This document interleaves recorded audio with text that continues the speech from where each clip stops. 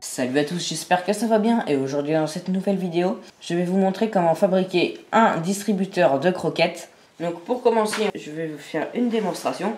On ouvre le couvercle et on remplit de croquettes. Voilà, je n'en ai pas mis beaucoup. Donc je vais remettre le truc en dessous. Hop là. Et ensuite, à partir d'une interface web sur téléphone, je peux dire de distribuer. Et de distribuer beaucoup.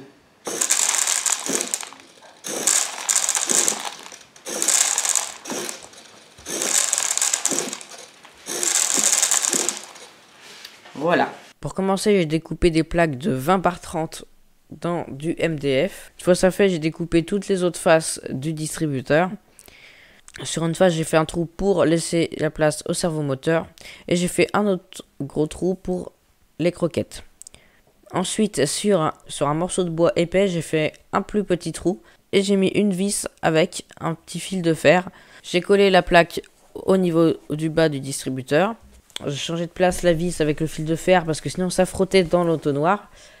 Donc je l'ai mis sur le côté et j'ai refixé correctement l'entonnoir. J'ai pris des petits bouts de bois pour faire un entonnoir plus large. Puis j'ai plié un petit bout. J'ai fixé le Raspberry Pi comme je pouvais. J'ai fait une petite encoche pour faire passer le câble du servomoteur. J'ai collé une gouttière découpée en dessous et j'ai mis 4 pieds en tasseau de bois. Donc voici ce qu'il y a dans ce distributeur de croquettes. Donc à l'intérieur, la pièce maîtresse, c'est le Raspberry Pi. C'est l'un des premiers Raspberry Pi que j'ai utilisé ici. Il n'y a pas besoin de beaucoup de puissance pour faire une interface web. Ensuite en dessous ici, il y a un petit servomoteur pour modélisme qui va faire bouger cette pièce là. Ensuite en dessous, il y a une gouttière qui va emmener les croquettes dans la gamelle. Et tout en haut ici, j'ai rajouté un bouton. Ça permet de distribuer des croquettes. Donc là, si j'appuie sur le bouton, la pièce en bois ici va bouger.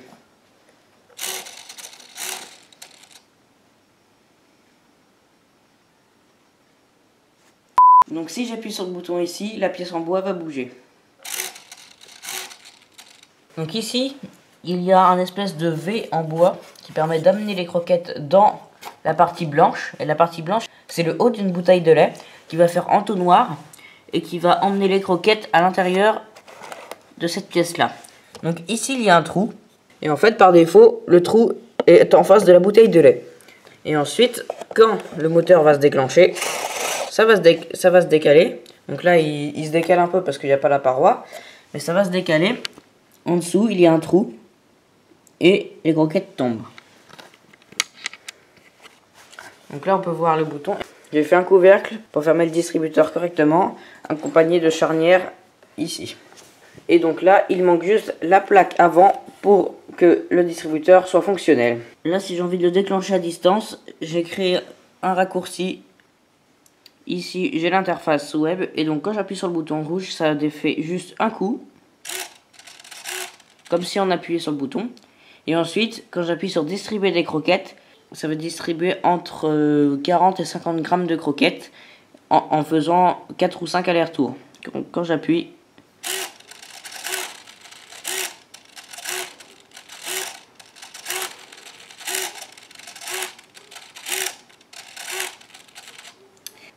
en dessous, j'ai la partie horaire qui permet de planifier 3 fois dans la journée une distribution, comme on vient de voir juste avant avec le bouton bleu. Et tout en haut, on a la dernière distribution avec la date et l'heure. Donc maintenant, on se retrouve sur le PC pour la partie programmation du Raspberry Pi. Donc pour commencer, on va installer Raspbian sur la Raspberry Pi. Donc pour ça, il faut aller sur raspberrypi.org. Voilà le premier lien. Il faut aller dans Download. Puis Raspbian. Donc là, il y a plusieurs versions de Raspbian. Il y a une version avec l'interface graphique et une version plus légère sans interface graphique. Normalement, il aurait fallu que je prenne celle-ci. Mais le programme qu'on va utiliser pour l'interface web, ça s'appelle Node-RED. Et en fait, ici, il est déjà installé par défaut. Et là, il faut l'installer. Donc, ça évite des commandes. Donc, c'est plus facile de prendre ça. Ensuite, vous téléchargez le zip et à l'intérieur du zip, il y aura une image. Ensuite, il va vous falloir un petit logiciel qui s'appelle SD Card Formateur. Le lien sera dans la description. Et ensuite, vous sélectionnez votre carte SD. Ça vous met la taille. Vous cochez bien Quick Format. Et ensuite, vous formatez votre carte SD pour installer Raspbian. Il vous faudra le petit logiciel Etcher, Balena Etcher. Vous sélectionnerez l'image que vous aurez téléchargée juste avant. Vous sélectionnez bien votre carte SD qui est bien là. Et ensuite, vous appuyez sur Flash. Donc ensuite, pour activer le SSH sur le Raspberry Pi, donc il va falloir créer un fichier SSH en faisant nouveau, document texte. On efface tout et on marque juste SSH. Et on fait oui. Donc ça, va falloir le faire sur la carte où Raspbian a été installé. Ensuite, il faut démarrer le Raspberry Pi, le brancher en réseau et s'y connecter en SSH avec le logiciel PuTTY. Il va falloir rentrer l'adresse IP du Raspberry Pi. Donc pour ça, il faut utiliser l'application Fing sur iOS et Android qui va scanner le réseau Wi-Fi et donner l'adresse IP. Donc moi, je l'ai enregistré là, distributeur de croquettes. Et voilà. Donc une fois qu'on arrive là, il me demande un login. Donc le login par défaut, c'est Pi. Et le mot de passe, c'est Raspberry. Bien sûr, moi je l'ai changé par la suite. Une fois qu'on entre, voilà ce qu'on a. Donc moi j'ai renommé le Raspberry Pi. Quand on fait sudo raspi-config, on a plein d'options qui arrivent. Donc on peut changer le mot de passe, on peut se connecter à un réseau Wi-Fi et on peut changer le nom du Raspberry Pi. Donc pour moi, je l'ai appelé distributeur de croquettes. Et il y a plein d'autres options. Ensuite, donc il va falloir faire la mise à jour du Raspberry Pi. Donc pour ça, il faut faire sudo apt-get update et faites entrer. Et ensuite sudo apt-get upgrade.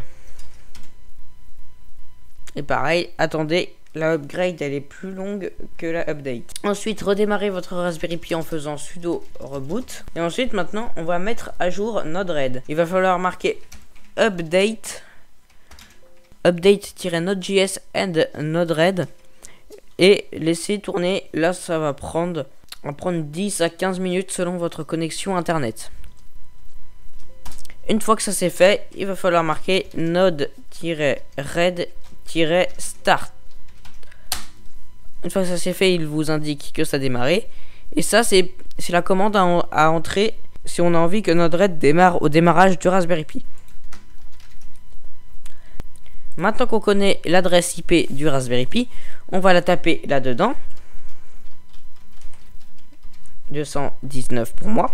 On va marquer 2.1880. Hop. J'ai rajouté une page d'authentification pour éviter que n'importe qui modifie le code. Donc pour ça, je vais mettre mon nom d'utilisateur et mon mot de passe. Hop, moi je mémorise pas les mots de passe. Donc ça, c'est tous les blocs qui permettent de faire fonctionner le distributeur de croquettes. Donc une fois qu'on est là, moi, il y a plein de blocs que j'ai installés séparément. Donc pour ça, il faut aller ici, dans les menus, Manage Palette, aller dans Install. Il va falloir marquer Dashboard. Il va falloir prendre le bon parce qu'il y en a plusieurs.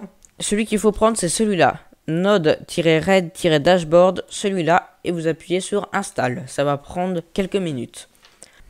Ensuite, pour faire bouger le serveur moteur, j'exécute un script Python. Pour ça, j'ai installé celui-là. Node-red avec Python Shell, et je l'ai installé qui va pouvoir mettre d'exécuter un code Python.